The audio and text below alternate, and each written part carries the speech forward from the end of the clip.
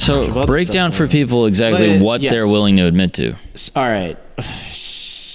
Maybe I'll start with kind of the beginning of this book, how MK Ultra kind of came about. MK Ultra really came out of the Germ Bomb experiments during World War II. During World War II, we are obviously working on the nuclear bomb. So the nuclear bomb is this new technology that, American scientists really weren't sure if it was going to work or not. They definitely didn't think it would be as powerful as it ended up being. So while they were coming up with the nuclear bomb, they also had this idea for the germ bomb that basically, if we're going to invade Germany or Japan, we're going to drop a bomb that's going to spread disease throughout Germany or throughout Japan, killing off... It's going to spread a novel coronavirus. No. It is. They were basically developing a disease that would kill off the population so that we can invade them easier. So dark. According to the book, because of course, as I say, he goes by official narrative, it was never completed. The nuclear bomb gets dropped in Japan, obviously, and the nuclear bomb is way more devastating than anybody thought it was going to be. Yeah, Nobody realized how powerful this bomb was going to be. And then once that happened, kind of all the germ bomb technology kind of went to the side. Because it was so devastating and they didn't have to come up with anything?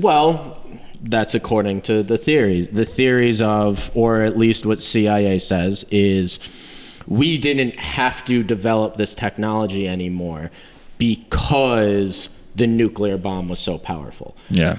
That suddenly germ bomb became secondary. And what is Stephen Kinzer's background as far as, like, why is he a party line type of guy? Like, is he former government? I don't believe he's former government. I believe that he's...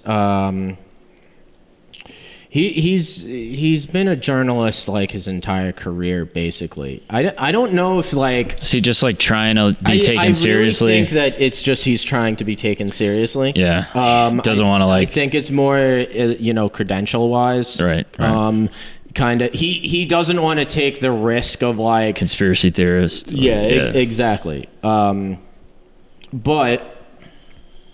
So all these germ bomb scientists, they kind of need to switch gears. And it's around this time that LSD is discovered. Yep. And LSD is basically seen as like, this could be the safe nuclear bomb. We have a bomb that can covertly drop LSD over a city that's about to be invaded.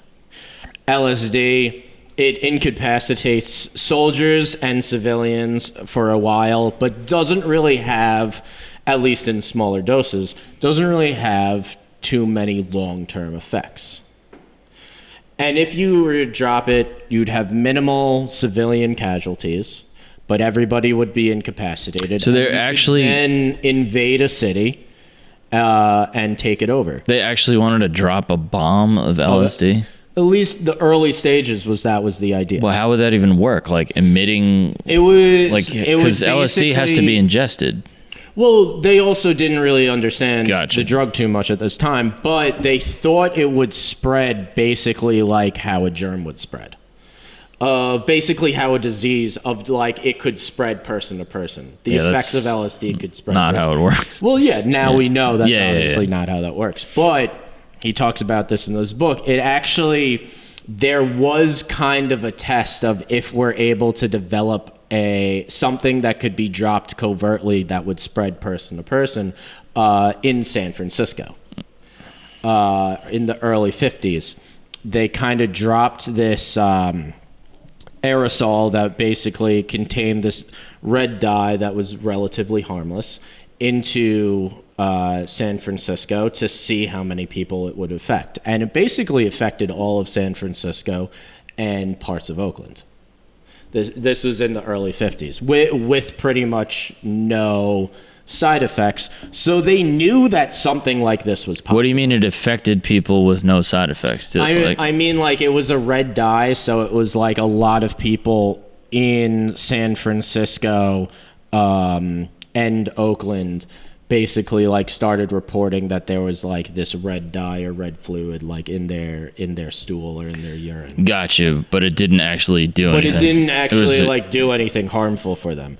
But it was like kind of the beginnings of like, we're willing to do these experiments on American people in a major American innocent like civilians. Innocent civilians. And it also started the idea of like something like this is possible. Right. Of like, we can drop something and then it would transfer from person to person. They thought that was going to be LSD.